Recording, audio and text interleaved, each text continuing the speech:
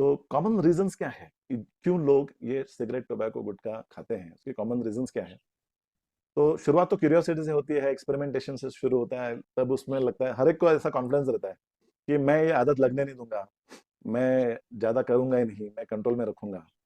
पर लेकिन लाइफ में अप्स एंड डाउन्स आते रहते हैं। तो जैसे स्टूडेंट लाइफ में कभी एग्जाम्स का टेंशन हो जाता है, एग्जाम्स में सक्सेस नहीं मिलता है या हाफ हार्टेड सक्सेस मिलता है, फेलियर होता है। तो रिलेशनशिप्स में प्रॉब्लम्स आते हैं, ब्रेकअप होता है। तो ये जो जो जहाँ पे एडमिशन चाहिए था वहां पे नहीं मिलता है, फ्रस्ट्रेशन रहता है। तो इसीलिए ये जो स्ट्रेसफुल सिचुएशंस होते हैं, लाइफ इवेंट्स होते हैं, तो उसके वजह से उस स्ट्रेस को हैंडल करने के लिए जो एक्सपेरिमेंटल बेसिस पे जो आदत शुरू हुई रहती है, तो वो रेगुलर होने लग जाती है। तो कहीं ना कहीं तो हमारा जो मीडिया का जो इन्फ्लुएंस है, आसपास में जो हमारे फ्रेंड्स हैं, उनके जो परसेप्शन है स्मोकिंग, टोबैको, गुटखा के बारे में, वो हम उधार लेते हैं। जैसे अगर किसी का ब्रेकअप हो गया तो ये बहुत कॉमनली उसका दोस्त बोलता है कि अरे तू भूल जा उसको, चल आज बियर पीते हैं, थोड़ा ड्रिंक लेते हैं तो थोड़ा दिमाग शांत हो जाएगा, तुझे उसको भूलने में हेल्प होगी। तो ऐसे ऐसे परसेप्शन सोसाइटी में है कि स्ट्रेस के लिए ये चीजें हेल्प करती हैं। तो अगर ऐसा परसेप्शन है तो जब भी लाइफ में अप्स एंड डाउन आएंगे तो इन्हीं चीजों की याद आती है लोगों को। और उस समय पे एक्चुअली ये चीजें करती क्या है, जैसे सिगरेट ले लिया आपने या टोबैको गुटखा खा लिया, तो थोड़ी देर के लिए आपका स्टेट ऑफ माइंड चेंज होता है, क्योंकि ये सब ब्रेन ऑल्टरिंग सब्सटेंसेस है। ब्रेन ऑल्टरिंग सब्सटेंसेस होने की वजह से क्या होता है कि आपका जो स्टेट ऑफ माइंड थोड़ी देर के लिए चेंज होता है, मैक्सिमम फॉर 5 to 10 मिनट्स।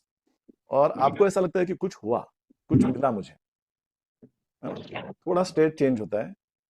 तो उसको आप परसीव करते हैं कि चलो मुझे थोड़ा सा हल्का लग रहा है, मुझे लाइट लग रहा है, मेरा स्ट्रेस लेवल थोड़ा सा कम हुआ, ऐसा लगने लगता है। तो ये भी सब बोरोड अजम्पशंस है। जैसे फिल्मों में भी दिखाते हैं कि जो हीरो होता है वो ड्रिंक की बोतल खोलता है, एक सिगरेट मारता है जब उसको स्ट्रेस रहता है या जब वो दुखी रहता है।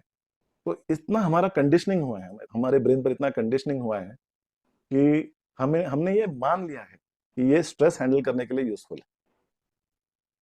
और ये चीजें इतनी एडिक्टिंग होती है, जैसे टोबैको प्रोडक्ट्स में जो मोस्ट एडिक्टिंग सब्सटेंस उसके अंदर जो केमिकल होता है वो निकोटिन होता है। और निकोटिन इज हाईली एडिक्टिंग। तो कुछ ही दिनों में निकोटिन की आदत होने लग जाती है और क्रेविंग होने लग जाती है। तो जो लोग एक्सपेरिमेंट के तौर पे सिगरेट पीना शुरू करते हैं, फिर वो लोग डिसाइड करते हैं कि नहीं नहीं ज्यादा हो रहा है, मैं बंद करता हूँ। तो जब वो बंद करते हैं तो उनको क्रेविंग होने लगती है, बार बार उनका मन वहां पे खिंचाव महसूस होने लगता है। और फिर उनको लगता है कि नहीं मुझे वो चाहिए। फिर किसी चीज में मन नहीं लगता है, फोकस नहीं कर पाते हैं, कंसंट्रेशन नहीं होता है। और जो दिमाग है, उनको ऐसा उनका परसेप्शन बन जाता है कि जब मैं स्मोक करता हूँ या कोई टोबैको गुटखा खाता हूँ तो मैं ज्यादा अच्छे से बात कर पाता हूँ, मैं ज्यादा फोकस कर पाता हूँ, मेरे जो पॉइंट्स है मैं अच्छी तरह से पेश कर पाता हूँ। कोई इंपॉर्टेंट मीटिंग है ऑफिस में तो ऐसा लगता है कि नहीं मैं एक सुट्टा मार के आता हूँ या मैं टोबैको गुटखा खा के फिर मेरी मीटिंग अच्छी जाएगी। तो ऐसा परसेप्शन लोगों का हो जाता है। तो लोग क्यों नहीं छोड़ते हैं ये आदत? क्योंकि उनको ऐसा लगता है कि ये यूजफुल है मेरे लिए। तो पहले से तो वो स्मोकर नहीं थे, they were born non smokers, non tobacco gutkha eaters. बचपन में तो कोई जरूरत नहीं टोबैको गुटखा सिगरेट की फोकस करने के लिए, कंसंट्रेशन करने के लिए या बात करने के लिए। लेकिन जब ये एक्सपेरिमेंटेशन आपने शुरू किया तो उस टाइम पे आपका ब्रेन हाईजैक हो गया। तो निकोटिन ने आपका ब्रेन को हाईजैक कर दिया और ब्रेन को ऐसा लगने लगा कि निकोटिन मुझे चाहिए ताकि मैं अच्छे से फंक्शन कर पाऊँ, क्योंकि वो स्टिमुलेटिंग एजेंट है। निकोटिन जो है वो अलर्टिंग स्टिमुलेटिंग एजेंट है। तो थोड़ी देर के लिए ब्रेन थोड़ा सा स्टेट ऑल्टर हो जाता है और उसी को हम लोग परसीव करते हैं कि बेनिफिट हो रहा है, कुछ तो फायदा हो रहा है। तो जैसे ड्राइवर्स हैं, तो जिनको लॉन्ग डिस्टेंस ड्राइव करने का रहता है तो उनको लगता है कि मुझे नींद नहीं आनी चाहिए, इसलिए मुझे टोबैको गुटखा खाना चाहिए या सिगरेट पीना चाहिए, ब्रेक लेना चाहिए। और ऐसे रिचुअल्स तैयार हो जाते हैं। जैसे सुबह सुबह मुझे मोशन जाने के लिए अगर मैं सिगरेट टोबैको खाता हूँ तो मोशन बराबर होती है। फिर काम पे निकलते हैं सुबह सुबह तो एक जगह पे रुकते हैं, तो चाय पीते हैं तो चाय के साथ सिगरेट हाथ में ऑटोमेटिक आ जाती है। तो ऐसे कंडीशनिंग हो जाता है, चाय के साथ सिगरेट या चाय के बाद टोबैको गुटखा। तो कंडीशनिंग होती जाती है। फिर काम पे पहुंचते हैं, थोड़ा बहुत काम कर लिया तो ऐसा लगता है कि अभी ब्रेक लेना चाहिए। क्यों ब्रेक लेना चाहिए? क्योंकि निकोटिन की लेवल कम हो रही है। निकोटिन की लेवल कम हो रही है तो ऐसा लगने लगता है कि अरे अभी मुझे रिचार्ज करना पड़ेगा मेरा बैटरी। तो छोटा सा ब्रेक लेते हैं, कॉफी लेते हैं, उसके साथ सिगरेट या गुटखा टोबैको लेते हैं। तो ये रिचुअल्स बन जाते हैं। और जैसे जैसे ज्यादा दिन निकलते जाते हैं तो ज्यादा ब्रेन हाईजैक होने लग जाता है, तो थोड़े डोज में वो किक बैठती नहीं है। तो ऐसे मैंने बहुत लोग देखे हैं, तो बैक टू बैक 2 सिगरेट्स देते हैं, बैक टू बैक, या उनका फ्रीक्वेंसी बढ़ने लगता है, तो हर आधे घंटे में कुछ तो चाहिए, तो टोबैको चाहिए या गुटखा चाहिए या सिगरेट चाहिए, तो हर आधे घंटे में उनको वो क्रेविंग होने लगती है, तो वो टाइम कम होते जाता है। तो पहले 2 घंटे में एक बार लेते थे, बाद में 1 घंटे में एक बार लेने लगते हैं, फिर आधे घंटे में एक बार लेने लगते हैं। तो ऐसे वो उस दलदल में फंसते जाते हैं। और जब भी वो लोग डिसाइड करते हैं कि नहीं नहीं ये ज्यादा हो रहा है, मुझे छोड़ना चाहिए, तो क्रेविंग होने लगती है, विड्रॉल सिम्टम्स आने लगते हैं, बेचैन लगने लगता है, आलस सुस्ती आने लगती है। तो वो जो तकलीफ होती है जिसको विड्रॉल सिम्टम्स बोलते हैं, तो वो बेचैन करने वाली रहती है, परेशान करने वाली रहती है, तो चिड़चिड़ होने लगती है। तो उनको लगता है कि अरे मेरा इससे तो नुकसान हो जाएगा, मेरे रिलेशन खराब हो जाएंगे, मेरा काम स्लो हो गया है, तो I cannot afford to slow down in my work, कि इसीलिए वो सोचता है कि नहीं जो चल रहा है चलने दो, अगर अभी मैं एक सिगरेट पीऊंगा, गुटखा खाऊंगा, तो मेरा फिर काम सब स्ट्रीमलाइन हो जाएगा, ठीक हो जाएगा। तो इस तरह से विड्रॉल सिम्टम्स के परेशानी जो है उनका उनको अनकंफर्टेबल बनाती है, इसलिए वो ये आदत खुद से छोड़ नहीं पाते। तो ऐसे कितने लोग हैं जो कम से कम 4-5 बार उन्होंने ट्राई किया है, एक हफ्ता विल पावर से छोड़ा है, 10 दिन, 1 महीना भी विल पावर से छोड़ा है, और फिर वापस किसी न किसी दिन स्लिप हो जाते हैं, रिलैप्स हो जाते हैं। तो इसीलिए ये समझना बहुत जरूरी है कि will power is not enough to give up any habit. तो जो लोग विल पावर से छोड़ते हैं, डिटर्मिनेशन से छोड़ते हैं, तो वो लोग क्या कर रहे हैं, उनका ब्रेन बोलता है कि मुझे ये गलत है, इससे मुझे हेल्थ हजार्ड्स हो सकते हैं, मुझे छोड़ना चाहिए, इसमें मेरा बहुत खर्चा हो रहा है, तो मुझे छोड़ना चाहिए, मेरी वाइफ परेशान है, मेरे बच्चे भी मुझे देख रहे हैं। तो विल पावर से ब्रेन ब्रेन का सुन के वो छोड़ते हैं। अच्छा, मुझे आप सब लोग बताइए कि विल पावर अभी 100% है तो छोड़ दिया, लेकिन विल पावर हमेशा 100% रहती है क्या? नहीं रहती। तो जिस दिन विल पावर डिप होती जाती है, 80% 70% पे जाती है, तो उस दिन फिर चालू हो जाते हैं। अच्छा, दूसरी बात क्या होती है इसमें, कि जो विल पावर से छोड़ते हैं, दिमाग का सुनकर छोड़ते हैं, तो उनका जो दिल है वो बोलता है कि अरे यार, एक चीज तो थी मेरे लाइफ में, मैं मैं कुछ, बाकी तो मेरे कोई खर्चे नहीं हैं, तो एक ही चीज थी जिससे मुझे थोड़ा सा हल्का लगता था, तो वो भी छोड़ना पड़ रहा है। तो दिमाग कहता है छोड़ो, दिल बोलता है कि मुझे चाहिए। तो ये जो कॉन्फ्लिक्ट है ना दिमाग और दिल के बीच में, तो वो जो है वो बेचैनी क्रिएट करती है। वो बेचैनी जो होती है वो अनकंफर्टेबल बनाती है आपको, और ऊपर से विड्रॉल सिम्टम्स निकोटीन के तो है ही, और ये जो कॉन्फ्लिक्ट है दिमाग और दिल के बीच में, इसकी वजह से लोग बार बार रिलैप्स होते हैं। तो दिल को क्या लगता है, देखो दिल कैसे फंक्शन करता है, कि उसको है ना इमीडिएटली चीजें चाहिए रहती है। और आजकल तो आदत पड़ गई है सब लोगों को कि कुछ चाहिए तो अमेजोन खोलते हैं, बटन दबाते हैं, वो चीज 2 दिन में घर आ जाती है। आजकल तो जेप्टो है, तो उसमें तो 10 मिनट में चीजें घर पे आ जाती है। तो हम हमारा जो पेशेंस लेवल है वो कम होते जा रहा है, हमको चीजें फटाफट चाहिए। तो इसीलिए अगर बेचैन लग रहा है, तकलीफ हो रही है, कॉन्फ्लिक्ट है, तो उसका क्विक रेजोल्यूशन चाहिए, इमीडिएटली हमको उसमें से मुक्ति चाहिए। तो इसलिए क्या करते हैं, आपको मालूम है कि आगे अभी एक सुट्टा मारूंगा, अभी सिगरेट टोबैको खाऊंगा, तो अभी इमीडिएटली मुझे आराम हो जाएगा, बात का बाद में देखेंगे, हाँ अभी मुझे रिलीफ चाहिए। तो जो पेशेंस सबका कम हो चुका है, इसलिए भी लोग बार बार रिलैप्स होते हैं। तो इसलिए जो लोग विल पावर से छोड़ते हैं, तो वो लोग अक्सर रिलैप्स होते हैं, क्योंकि उनका दिल है कि मानता नहीं। क्योंकि दिल को क्या रहता है कि कोई डेप्रिवेशन की फीलिंग आएगी ना, कि अरे मेरा कुछ मुझसे छिन रहा है, तो फियर ऑफ मिसिंग आउट रहता है। दूसरों को देखते हैं, अरे ये तो मजा कर रहे हैं, ये लोग ड्रिंक ले रहे हैं, ड्रिंक के साथ सिगरेट पी रहे हैं, तो उनको ज्यादा मजा आ रहा है। तो ये जो परसेप्ट है, इसमें एंजॉयमेंट है, ये बेनिफिशियल है, ये जो परसेप्शन है, इसकी वजह से क्या होता है कि दिल हमेशा नाराज रहता है, और इसीलिए वो आज नहीं तो कल कोई ना कोई बहाना ढूंढते रहता है, और कोई बहाना मिल गया तो तुरंत वो अपनी इच्छा पूरी करने के लिए तैयार हो जाता है। इसलिए लोग बार बार रिलैप्स होते हैं। तो फिर ये आदत छोड़े कैसे? विल पावर से आप बोलते हैं कि छोड़ नहीं सकते हैं, तो छोड़े कैसे? तो ये आदत अगर आपको छोड़नी है, तो आपको प्रोसेस फॉलो करनी पड़ेगी। और जो प्रोसेस क्या है, कि ये विल पावर से नहीं छोड़ना है आपको, समझदारी से और खुशी खुशी छोड़ना है। अगर आप समझदारी से खुशी खुशी अगर आप छोड़ोगे, तो आप सक्सेसफुली उसको छोड़ने में आपको पॉसिबल होगा। तो चलो एक एग्जांपल लेते हैं कि समझदारी मतलब क्या, क्या समझना क्या जरूरी है। तो सिगरेट के पैकेट पे इतना बड़े भयानक फोटो रहते हैं, इससे कैंसर हो सकता है, सबको पता है कि इसमें नुकसान है, गम्स खराब हो रहे हैं। इधर जो बकल लाइनिंग है, जो चीक है आपका, उसका इनर साइड में चट्टे आ रहे हैं। आप डर डर में जी रहे हो कि कहीं मुझे कहीं ना कभी कैंसर हो जाएगा। कितने लोग डर में जी रहे हैं, क्योंकि कुछ ना कुछ डिस्कलरेशन होता है अंदर, और फिर बार बार चेकअप कराते हैं। तो सब डॉक्टर्स बोलते हैं कि अभी छोड़ना पड़ेगा तुमको आगे चल के, नहीं तो गड़बड़ हो सकती है। और जो उसका स्ट्रेस आता है उनको, उसका जब स्ट्रेस आता है कि अरे छोड़ना पड़ेगा, लेकिन क्या होगा, ऑलरेडी हो तो नहीं गया होगा। तो वो स्ट्रेस की वजह से उनको कोई दूसरा तरीका पता नहीं है कि स्ट्रेस कैसे हैंडल करें, इसलिए वो वापस सिगरेट स्मोकिंग से स्ट्रेस हैंडल करते हैं। तो हमारे एक पेशेंट के बारे में बताता हूँ आपको कि उनको लंग कैंसर हो गया, स्मोकर थे। लंग कैंसर हो गया तो विल पावर से 15 दिन छोड़ दिया उन्होंने। और 15 दिन के बाद क्या हुआ, उनको बेचैनी होने लगी, और वो डर था कि अभी मैं और कितने साल जीऊंगा, कीमोथेरेपी जो है उसका जो क्या इफेक्ट, साइड इफेक्ट्स होंगे, तो डर में जी रहे थे। और वो जो स्ट्रेस है वो कैसे हैंडल करना है उनको पता नहीं था। तो उनको एक ही रास्ता पता था कि जब भी स्ट्रेस आता है तो मैं सिगरेट लेता हूँ। तो कैंसर होने के बाद में भी उन्होंने फिर से स्मोकिंग चालू कर दी। तो इसीलिए इसका मतलब क्या है कि अगर आपको ये आदतें छोड़नी है, तो आपको स्ट्रेस हैंडल करने की अच्छी अच्छी तरकीबें आपको सीखनी पड़ेंगी। तो जो अनहेल्दी प्रैक्टिसेस है स्ट्रेस मैनेजमेंट की, उनको छोड़ना पड़ेगा, और हेल्दी प्रैक्टिसेस जो है वो आपके जीवन में शामिल करना पड़ेगा। तो अक्सर हम लोग क्लिनिक में बोलते हैं, मैं ये सब समझाता था मेरे क्लिनिक में लोगों को कि आप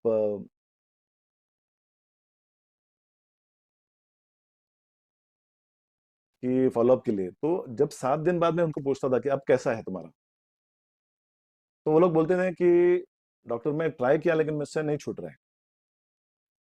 तो जो मंडे को मैंने जो कहा था उनको, उसका जो इफेक्ट है वो 1 या 2 दिन रहा। नेक्स्ट मंडे तक उसका इफेक्ट खत्म हो गया, और उनके जो पुराने रिहर्स पैटर्न्स थे, रिहर्स पैटर्न्स की तरफ वो वापस चले गए। तो मैंने ये समझा कि हम कितना भी काउंसलिंग करेंगे, लेकिन अगर उसका फॉलोअप बराबर से नहीं हुआ, तो वो जो उसका काउंसलिंग का जो बेनिफिट है वो टिकता नहीं है। अब हमारे ओपीडी में तो इतने सारे पेशेंट्स रहते हैं, तो फ्रीक्वेंटली काउंसलिंग कैसे करें उनका, तो ये प्रॉब्लम कोविड ने सॉल्व किया। तो कोविड की वजह से ये वेबिनार्स आने लगे। तो फिर मैंने क्या सोचा कि अगर इंटेंस काम करना है, डीपर लेवल पे काम करना है, तो क्या करना पड़ेगा कि मैंने एक 14 डेज का क्विट स्मोकिंग टोबैको गुटखा प्रोग्राम बनाया। ये ऑनलाइन प्रोग्राम है। 14 डेज के लिए आप लोग मेरे साथ सुबह शाम दिन में 2 बार जुड़ते हैं। तो सुबह 6:45 to 7:30, मतलब काम पे जाने से पहले एक सेशन हो जाता है। The day starts with motivation, और रात को 10 PM to 10:30 PM तो फॉलोअप भी हो जाता है रात को। तो दिन की शुरुआत मोटिवेशन से, रात को फॉलोअप, और ये 14 दिनों में 28 सेशंस हम लोग लेते हैं। Let me show you about the program. Every month, there is a batch of the 14 Days Online Quit Smoking Tobacco Gutka program. To know dates of future batches, WhatsApp message me on 982303239. Tell your friends and relatives about this amazing life transformational program.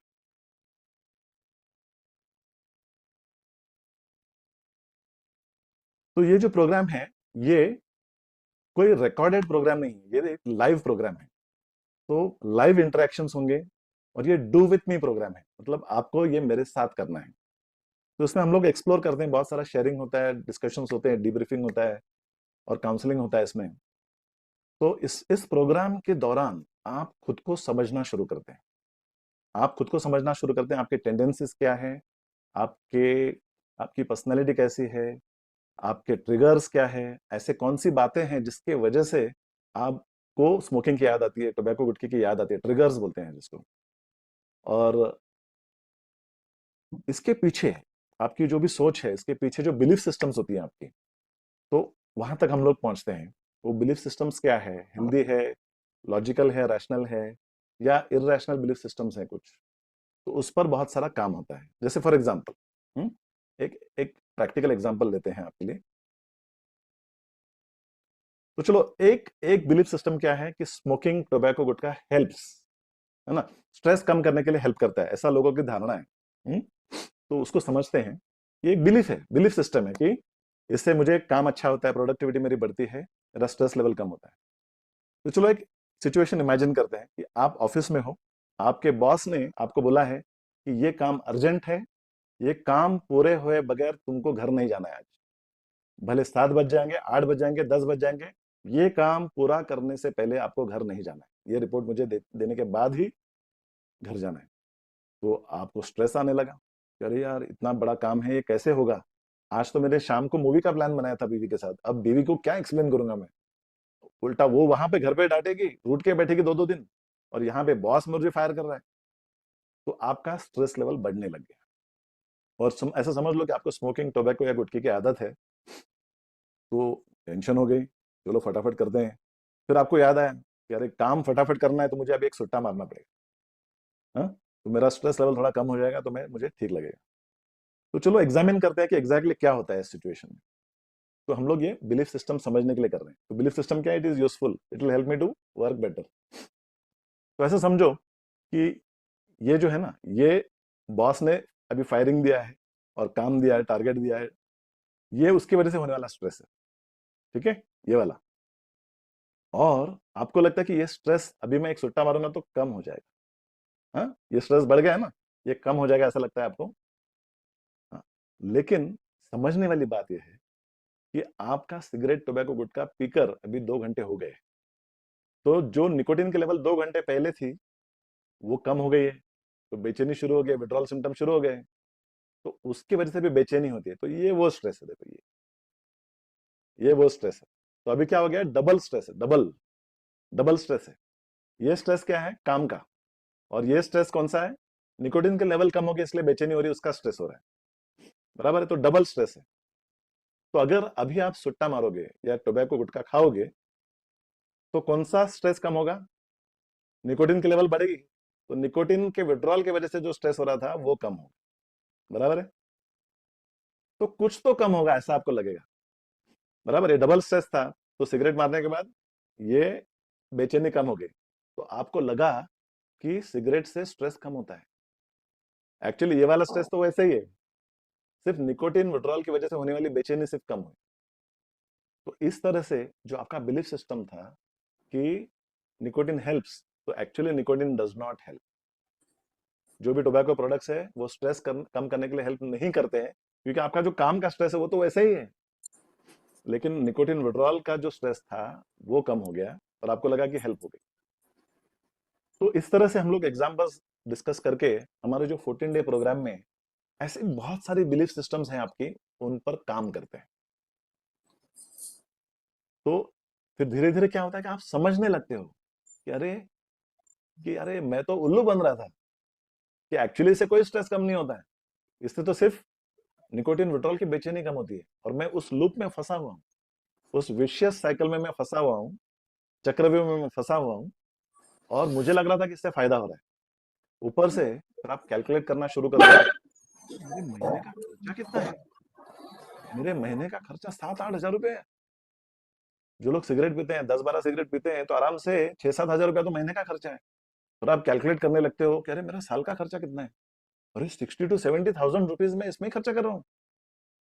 तो आप सोचते हो कि पलट के देखते हो कि अरे पिछले 10 साल से मैं स्मोक कर रहा हूँ, मतलब मैंने 7-8 लाख रुपए ऐसे ही उड़ा दिए हवा में, और ऊपर से तबियत खराब करके ली।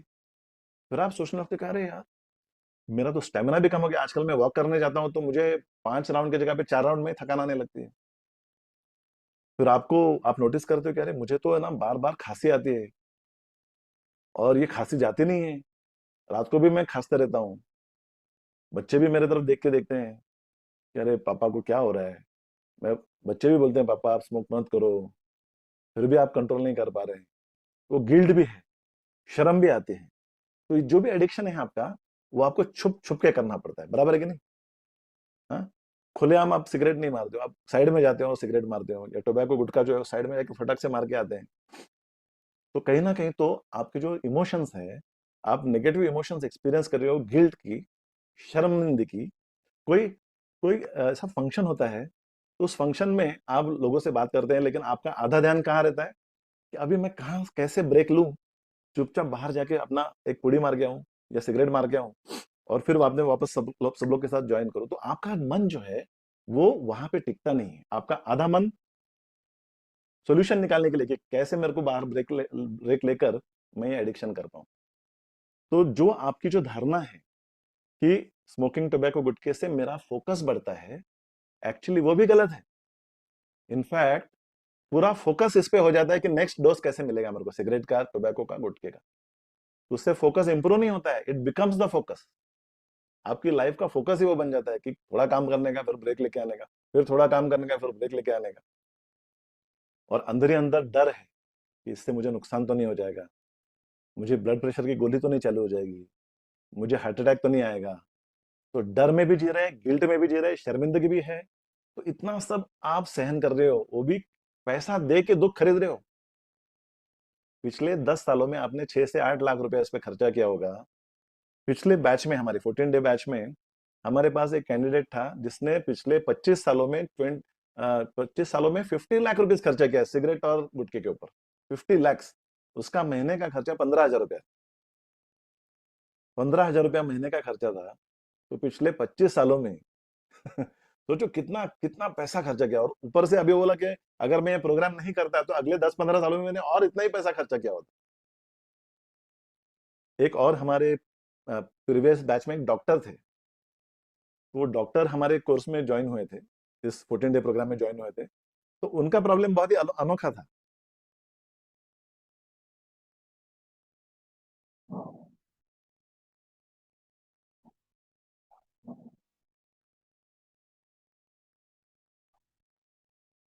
और अब वो निकोटिन गम्स के एडिक्ट हो गए थे। तो निकोटिन गम्स के बगैर उनका काम ही नहीं होता था। कि कोई कोई सीरियस पेशेंट आ गया, आईसीयू में पेशेंट है, रिलेटिव जरा एग्रेसिव है, तो वो फटक से निकोटिन गम मुंह में डालते थे ताकि उनको ऐसा थोड़ा सपोर्ट लगे। तो उनका महीने का खर्चा निकोटिन गम्स का 7,200 रुपीज था। तो इस प्रोग्राम में जब वो ज्वाइन हुए तो उनका निकोटिन गम्स भी छूट गया। और अभी उसने उन्होंने क्या किया मालूम है? वो रोज 300 रुपया का गोल्ड खरीदते हैं। उनकी बेटी 2 साल की है। तो उन्होंने एक सोनार के साथ टाइप किया है, एक अकाउंट बनाया है कि मैं हर रोज तुमको 300 रुपया दूंगा, मेरे खाते में लिखते जाओ कि जिस उस दिन सोने का भाव क्या था उतना क्वांटिटी जो बराबर है, वो एक एक्सेल शीट बनाया उन्होंने, वो बराबर लिखते जाओ। तो सोचो उनकी जब बेटी 20 साल की हो जाएगी, 22 साल की हो जाएगी, तो उनके पास कितना गोल्ड हो जाएगा। तो उन्होंने इस तरह से गोल्ड में एसआईपी चालू कर दी। जो पैसा निकोटिन गम्स पे खर्चा करते थे, वो उन्होंने गोल्ड खरीदने में शुरू कर दिया है। Systematic investment. तो मैं इतना खुश हुआ उनके। अभी उनका हमारा जो ना वीकली फॉलोअप भी रहता है। ये जो 14 डे प्रोग्राम है ना, उसका हर ट्यूसडे को फॉलोअप रहता है। तो इस ट्यूसडे को वो आए थे फॉलोअप के लिए। तो मैंने पूछा कि अभी कितने महीने हो गए तुम्हारा निकोटिन गम छोड़ के? बोला कि 3 महीने हो गए अभी। तो 3 महीने में कितने पैसे बच गए? तो 22,000 रुपीज बच गए बोले। तो 3 महीने में उनके 22,000 रुपये बच गए। और ऊपर से कोई गिल्ट नहीं, उल्टा खुद पर नाज करते हैं कि मैंने ये आदत छोड़ दी। नहीं तो पहले शर्मिंदगी थी, गिल्ट था, गुस्सा था खुद के ऊपर कि क्या कर रहा है तू, तू खुद डॉक्टर है, फिर भी तू ये कर रहा है।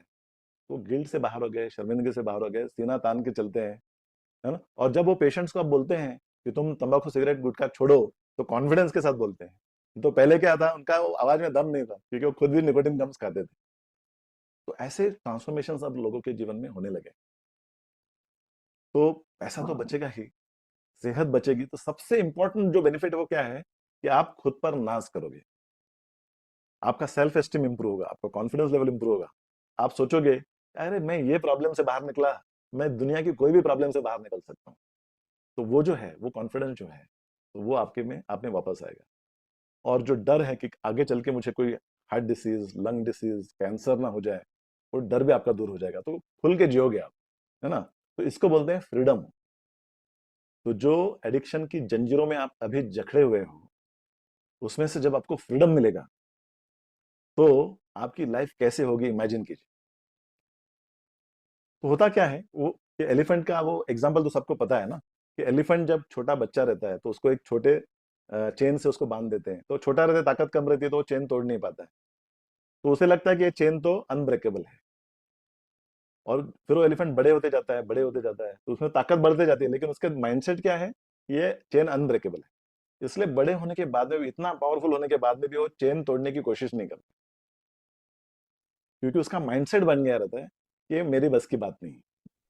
वैसे ही ये जो एडिक्शंस है, तो इसमें भी बहुत सारे आप लोगों का या आपके जो रिलेटिव्स हैं उनका माइंडसेट ऐसा बन जाता है कि ये मेरे बस की बात नहीं, मैंने 4 बार कोशिश की, मैंने तो 6 बार कोशिश की, लेकिन नहीं छूटती है, ये मेरे साथ ही जाएगी, ऐसा बोलने लगते हैं लोग। तो ये जो माइंडसेट है, माइंडसेट पे काम करना जरूरी है। अगर आपका माइंडसेट चेंज हो गया तो आप इस आदत से छूट जाओगे। और इसीलिए हम 14 दिन लेते हैं आपका माइंडसेट चेंज करने के लिए। 14 डेज 28 सेशंस आपका माइंडसेट चेंज करने के लिए। तो ये प्रोग्राम में क्या होता है कि ये प्रोग्राम संडे को शुरू होता है। जैसे फॉर एग्जांपल अभी नेक्स्ट संडे को 16 तारीख है ना, तो 16 तारीख को ये प्रोग्राम शुरू होगा। संडे को प्रोग्राम शुरू होता है सुबह, और पहले 7 दिन आपके ऊपर कोई रोक टोक नहीं है कि आपको छोड़ना है नहीं छोड़ना है। आपका जो भी एडिक्शन है वो चलने दो, लेकिन आपके माइंडसेट पे हम काम करना शुरू कर देते हो। और एक डेट डिसाइड करते हैं हम लोग कि नेक्स्ट संडे को ये व्यसन छोड़ना है। तो 7 दिन में 14 सेशंस में हम लोग इस तरह से सेशंस कंडक्ट करते हैं कि आप समझ जाते हो कि इसको छोड़ना कैसे है। आप समझ जाते हो कि ये क्यों छोड़ना है और कैसे छोड़ना है। तो जैसे मैंने पहले भी कहा था कि अगर आप विल पावर से छोड़ोगे तो नहीं छूटेगा, लेकिन समझदारी से और खुशी खुशी आप छोड़ोगे तभी ये व्यसन छूटेगा। तो ये 7 दिनों में हम लोग आपको तैयार करते हैं खुशी खुशी, समझदारी से इस व्यसन को हमेशा के लिए छोड़ने के लिए। तो जो कॉन्फ्लिक्ट है ना ब्रेन और हार्ट के बीच में, जो कॉन्फ्लिक्ट है ना, अरे ब्रेन बोलता है छोड़ना चाहिए, हार्ट बोलता है दिल है कि मानता नहीं, वो कॉन्फ्लिक्ट हम लोग उस पर काम करते हैं, आपको रिलैक्स, वो जो कॉन्फ्लिक्ट को खत्म कर देते हैं। तो आपका हार्ट भी अलाइन हो जाता है, दोनों बोलते हैं कि छोड़ना चाहिए, फिर वो सक्सेस मिलता है। तो इसीलिए हमारे जो फर्स्ट 7 डेज है प्रोग्राम के, वो प्रिपरेशन फॉर क्विटिंग है। और फिर नेक्स्ट संडे को छोड़ दिया, उसके लिए एक बहुत प्यारा रिचुअल है हमारा। जिस दिन संडे नेक्स्ट संडे आता है ना, तो उस दिन बहुत प्यारा रिचुअल है हमारा, ये जंजीरों से बाहर निकलने के लिए। और उसके बाद जो 7 दिन है वो सपोर्ट है कि जो भी चैलेंजेस आ रहे हैं, जो क्रेविंग है, जो भी विड्रॉल सिम्टम्स है, उसको कैसे हैंडल करना है, उसके लिए 7 दिन सपोर्ट है।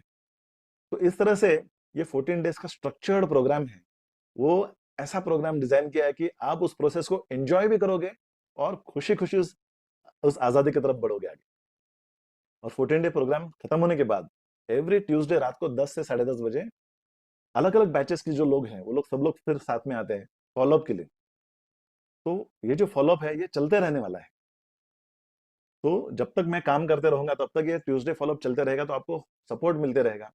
तो इस फॉलोअप में क्या करते हैं लोग लोग आते हैं, उनका हफ्ता कैसे गया वो शेयर करते हैं, कुछ चैलेंजेस आए वो शेयर करते हैं, स्ट्रेस आया तो मैंने कैसे हैंडल किया, पहले मैं क्या करता था, इस बार मैंने क्या किया। और अगर कोई डिफिकल्टीज आ रही है कि नहीं डॉक्टर ये तो सब जगह से मेरे को स्ट्रेस आ गया है, फाइनेंशियल भी आ गया, फैमिली में भी प्रॉब्लम आ गया, सब जगह से स्ट्रेस आ गया, मैं मुझे ऐसा लग रहा है कि मैं फिसल जाऊंगा, तो जब वो ट्यूसडे को आके शेयर करते हैं कि ऐसा ऐसा है, तो उसके ऊपर फिर जो काउंसलिंग होता है सबका फायदा होता है उसमें। तो सबको एक बूस्ट मिल जाता है, तरीका मिल जाता है कि अरे इसमें से कैसे बाहर निकलना है। तो मुझे मेरा अनुभव ये है कि लोग मोटिवेट तो हो जाते हैं 14 दिनों में, तो लेकिन फॉलोअप सिस्टम बहुत इंपॉर्टेंट है, क्योंकि जो मोटिवेशन है वो टिकाने के लिए फॉलोअप बहुत जरूरी है। तो इसलिए एवरी ट्यूसडे आपको लॉन्ग टर्म के लिए फॉलोअप है ना। ऐसे समझ लो एवरी ट्यूसडे फ्री काउंसलिंग होने वाली है ना। तो ऐसे काउंसलिंग को जाएंगे तो 1200 रुपया खर्चा लगता है, 1500 रुपया खर्चा, 2000 3000 रुपया सेशन का लगता है। तो सोचो ये प्रोग्राम करने के बाद में आपको लाइफ लॉन्ग ट्यूसडे को फ्री में काउंसलिंग मिलने वाली है ना। तो ऐसा एक सिस्टम बनाया हमने, फॉलोअप का सिस्टम भी बनाया है इसके लिए। तो let me share my screen.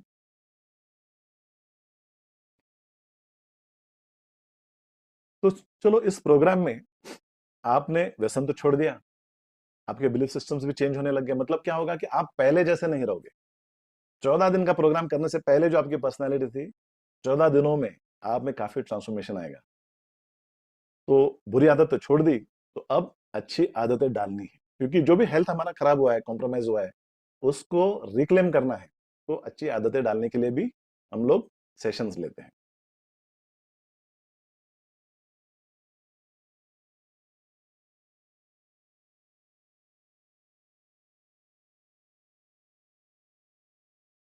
Goals भी देते हैं, हेल्थ गोल देते हैं, फाइनेंशियल गोल्स देते हैं, सोशल गोल्स देते हैं, ऑक्यूपेशनल गोल्स देते हैं, स्पिरिचुअल गोल्स देते हैं। तो ऐसा ये प्रोग्राम 14 डेज का डिजाइन किया है, जो आपको ट्रांसफॉर्म करने के लिए बनाया है। जब आप ही ट्रांसफॉर्म हो जाओगे, आप ही पहले जैसे नहीं रहोगे, तो पहले जैसी हरकतें नहीं करेंगे, पहले जैसे गलतियां नहीं करेंगे। तो ऐसा ये जड़ से ठीक करने वाला प्रोग्राम है। तो प्रोएक्टिव माइंडसेट के साथ ये जो 14 डेज प्रोग्राम है, तो अगला जो बैच है वो 16th of March two 30th of March है, ट्वाइस डे रहेगा। तो टाइमिंग्स भी हमने ऐसा सिलेक्ट किया है कि जो लोग वर्किंग लोग हैं तो उनके लिए भी सुटेबल हो जाएगा ऐसा। तो मेरे बहुत सारे पेशेंट्स तो बोलते हैं जो ये प्रोग्राम करते हैं, डॉक्टर मेरे मुझे पहले 8 बजे से पहले उठने के पॉसिबल ही नहीं था, ये प्रोग्राम करने के बाद से मैं सुबह जल्दी उठने लग गया हूँ और मेरा प्रोडक्टिविटी और भी बढ़ गया है। अब तो निकोटीन की जरूरत ही नहीं प्रोडक्टिविटी के लिए, उल्टा अच्छी आदतें लग गई मुझे। तो ऐसा ये प्रोग्राम है। तो मुझे बताइए कि आप लोग में से कितने लोगों को ऐसा लगता है कि ये प्रोग्राम आपने ज्वाइन करना चाहिए? तो चैट बॉक्स में आप लोग लिख सकते हैं मी, मी। और अभी तक जो भी हमने डिस्कशन किया उसके बारे में आपको समझ में आया, या कोई आपके मन में सवाल है, कोई क्वेश्चंस है, कुछ कमेंट्स हैं, कुछ एक्सपीरियंसेस हैं, तो वो भी आप शेयर कर सकते हैं। तो आप अनम्यूट करके भी बात कर सकते हैं। कोई सवाल है प्रोसेस के बारे में, या जैसे मैंने शॉर्ट में तो बताया आपको कि ये प्रोग्राम कैसे चलता है। 7 डेज प्रिपरेशन है, फिर क्विट डेट है, और फिर 7 डेज सपोर्ट है, और फिर वीकली सपोर्ट है बाद में। तो कोई सवाल, कोई जवाब, कोई कमेंट्स, कुछ शेयर करना है तो पूछ सकते हैं। तो इस प्रोग्राम में बहुत सारे लोग टोबैको छोड़ने के लिए आते हैं, गुटखा छोड़ने के लिए आते हैं, मावा, सिगरेट, और साथ साथ साथ बहुत सारे दूसरी आदतें भी छूटने लगती हैं। क्योंकि ये प्रोग्राम में जो भी प्रिंसिपल्स हम लोग सिखाते हैं, जो भी स्टेप्स हम लोग लेते हैं, वो हर आदत छोड़ने के लिए, हर बुरी आदत छोड़ने के लिए वही प्रिंसिपल्स काम आते हैं। और फिर अच्छी आदतें भी लगने लग जाती है, एक्सरसाइज भी करने लग जाते हैं, ऐसा है। तो अगर आपके कोई सवाल नहीं है, आपको लगता है आपको सब समझ में आ गया है, तो let me tell you about the programme further. तो आप लोग सोचते होंगे कि अगर डॉक्टर साहब इतना मेहनत लेने वाले हैं हमारे ऊपर, 28 सेशंस किसको बोलते हैं, है ना? तो ये प्रोग्राम में इतना मेहनत कर रहे हैं तो इसका कॉस्ट कितना होगा भाई? हाँ? क्योंकि हम लोग एक बार काउंसलिंग करने जाते हैं तो 1200 रुपया खर्चा होता है, 1000 रुपया खर्चा होता है। तो 28 सेशंस के कितने, 28,000 तो नहीं लेंगे।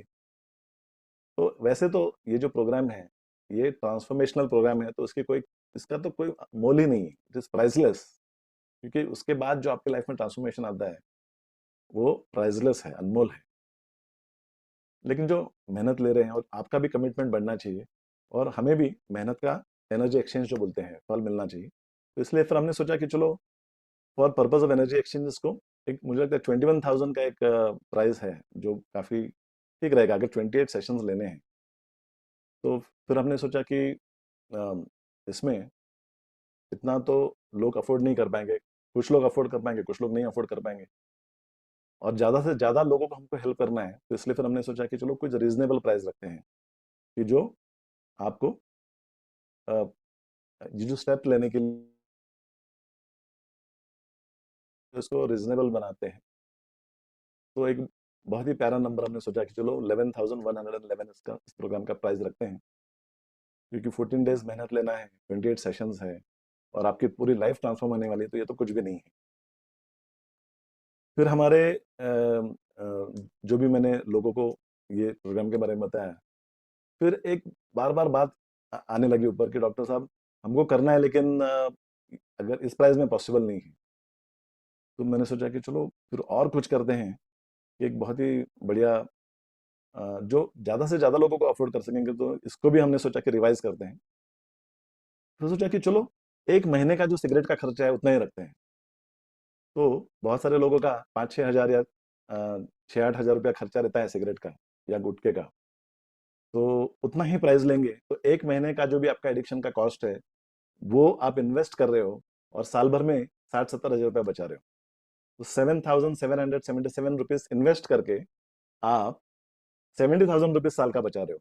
बोला इतने बढ़िया रिटर्न कौन कौन से स्कीम में मिलते हैं, और ऊपर से हेल्थ भी आप रिक्लेम कर रहे हो। तो मुझे लगा कि ये बहुत रिजनेबल है।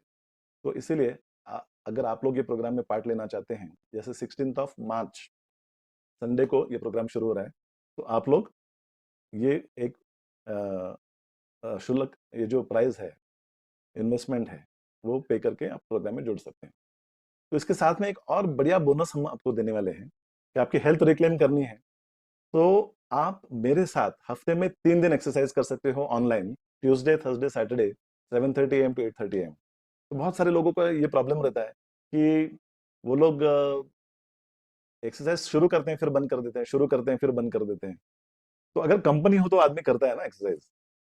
तो कंपनी हम आपको देने के लिए तैयार है, बिकॉज हम लोग कमिटेड है आपके हेल्थ के लिए, प्रिवेंटिव एक्शंस लेने के लिए, और to reclaim back your health.